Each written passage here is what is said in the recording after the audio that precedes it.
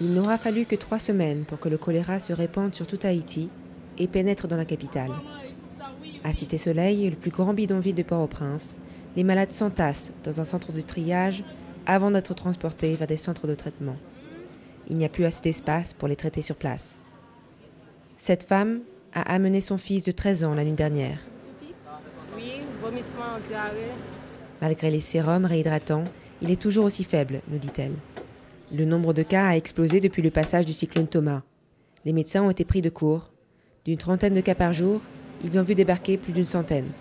On est quand même en mesure pour le moment de gérer la situation, de faire face. Mais malgré tout, je pense qu'on peut potentiellement parler d'un nombre très important de patients qui dépassera nos capacités. Le besoin de lits et de places pour traiter les nouveaux cas dans la capitale se fait urgent.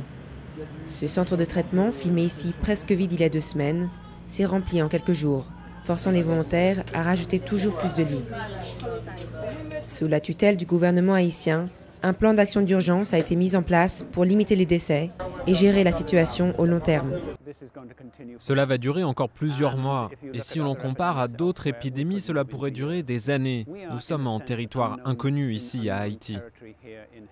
À peine 10 jours des élections présidentielles, les autorités sanitaires redoutent la transmission de la maladie dans les bureaux de vote.